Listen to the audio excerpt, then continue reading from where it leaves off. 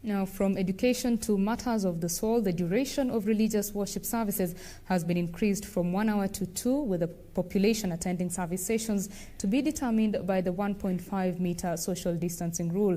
The reviewed guidelines by the Interfaith Council will also see the elderly and children attend the services. The announcement follows the new guidelines on de-escalating COVID-19 containment measures announced by the President on Monday. While issuing further guidance on congregational worship, Interfaith Council Chairperson Archbishop Anthony Muheria said the decision to review guidelines in places of worship was advised by the Monday National Conference on COVID-19 that revealed the coronavirus infection rate was on a downward trajectory.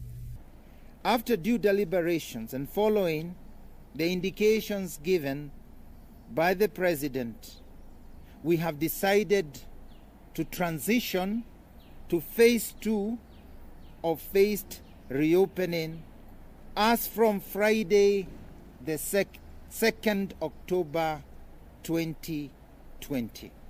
In the revised guidelines, all current requirements on hand washing stations and temperature checks in places of worship will remain in force. The worship sessions will take a maximum of 2 hours.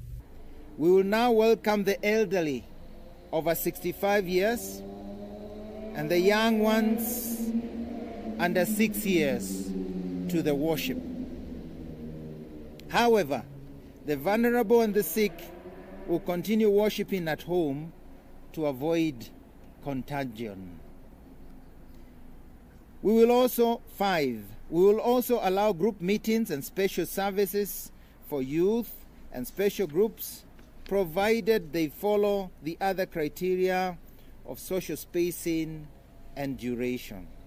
The funeral guidelines will remain, except the number of those attending has been doubled, with only 50 members allowed to the grave side. The duration of funeral service will not be more than 2 hours, and no food will be served to mourners.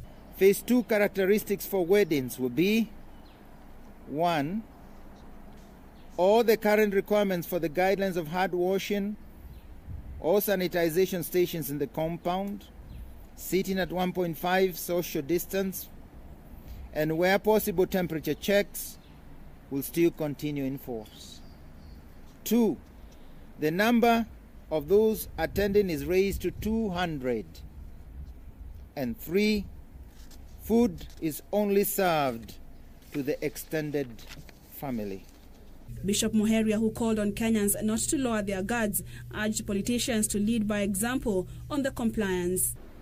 On behalf of all religious leaders in this country, we here, as the Interfaith Council, wish to appeal to you, our dear political leaders, that we should not gamble with the lives of Kenyans.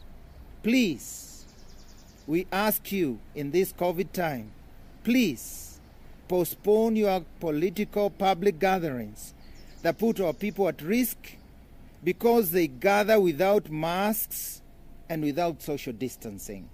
On Monday, during a national COVID-19 conference, President Uhuru Kenyatta relaxed some containment measures as part of opening the economy. In line with the recommendations of the Interfaith Council, the permitted maximum size of religious gatherings is increased to 1/3 of its normal sitting capacity, but with strict adherence to all applicable guidelines and protocols issued by the Ministry of Health. Purity Museo, Channel 1 News.